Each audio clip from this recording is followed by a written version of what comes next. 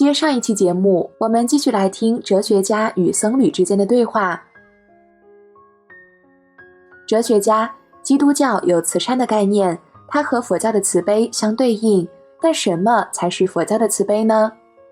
僧侣，我们今天的教育几乎不再讨论如何使人变得更好，现在的教育越来越世俗，主要的目的就是为了培养知性以及累积知识。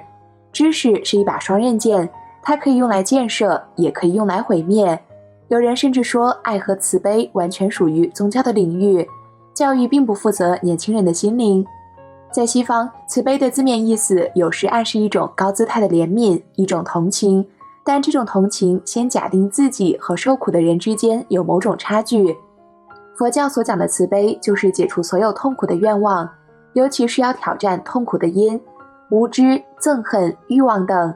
所以说，这种慈悲一部分是针对受苦者，一部分是针对那个升起慈悲的心。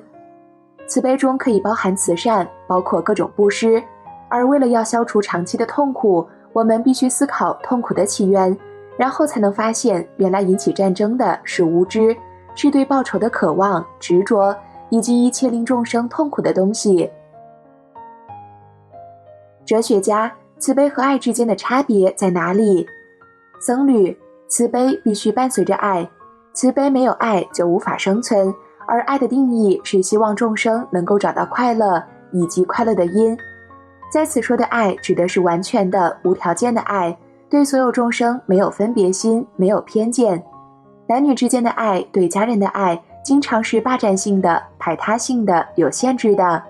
其实这种爱还有很多自私的感情，这种爱可能感觉非常深，但是当无法达到预期的时候，它也很容易就会消失。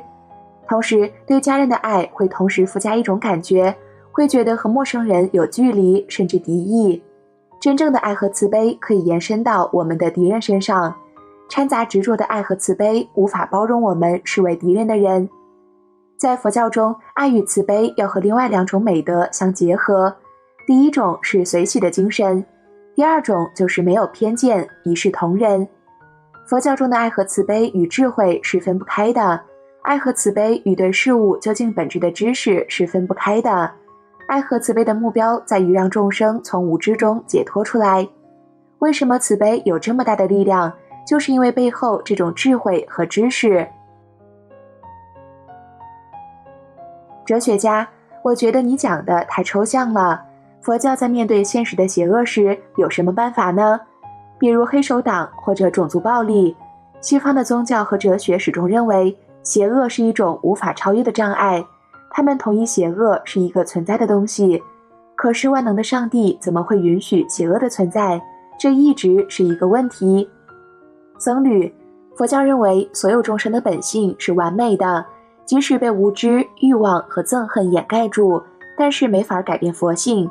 我们太容易忘记这个本性，进入二元对立、负面的思考模式，这些又被转换成负面的语言和行为，接着创造痛苦。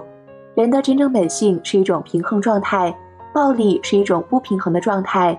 暴力并不属于人最深的本性，因为暴力不但为受害者，也为始作俑者带来痛苦。以现实状况而言，佛教没有任何立场来阻止卢旺达的大屠杀，可是要知道，其他任何人也都无能为力。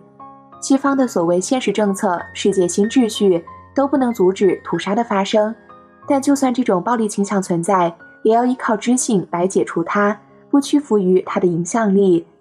憎恨到底来自哪里？如果我们追踪它的根源，一切都是从一个念头出发。哲学家，很好，但是如果我们要把邪恶从世界中消灭的话，我们必须等60亿人走向这个心灵道路，这要等很久啊。僧侣，需要花很多时间，并不能改变一个事实，就是没有其他解决方法。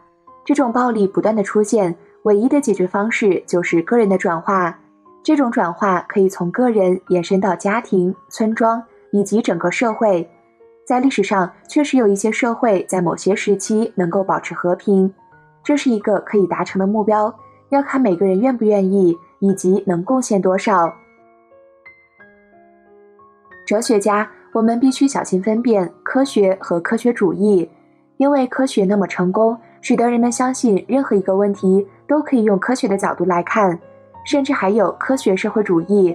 很明显，这中间没有任何跟科学有关的事物，反而恰恰相反，造成了极大的伤害。僧侣，科学的危险性就是它容易被分析式的冲力带走，让知识做过大的横向扩展。这种对事物细节的研究，不论多么有趣，重要性不应该超过智慧的追寻。佛教谈到3种懒惰，第一种就是把所有时间用在吃饭和睡觉上，第二种就是告诉自己，像我这样的人绝对不可能达到完美。这种懒惰令自己灰心，反而令自己试都不去试。第三种就是把生命浪费在次等重要的工作上，一个接一个。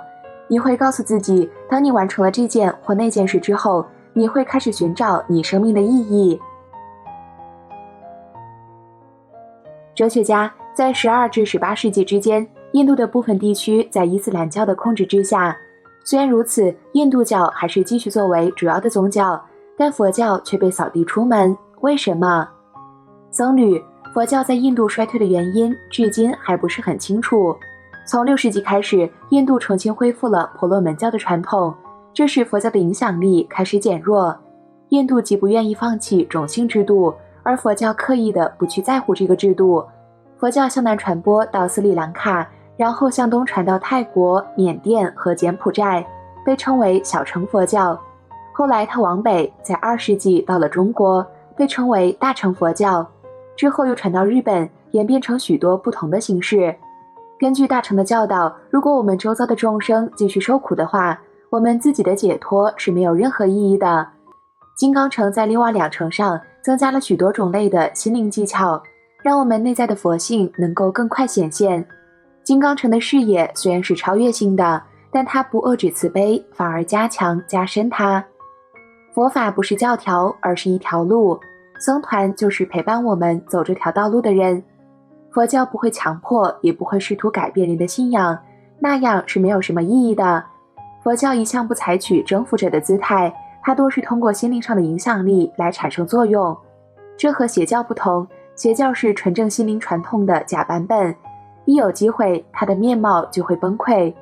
邪教虽然能吸引信徒，但是它的欺骗性本质表现在它各种内在的矛盾、丑闻以及不可思议的事件上。大部分的邪教中对他人的要求非常多，但又猖狂地违反自己号称的理想。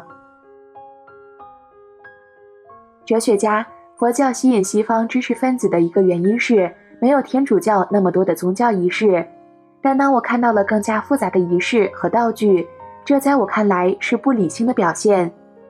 僧侣，如果信仰违反理性，而且不去了解仪式中更深层的意义，就变成了迷信。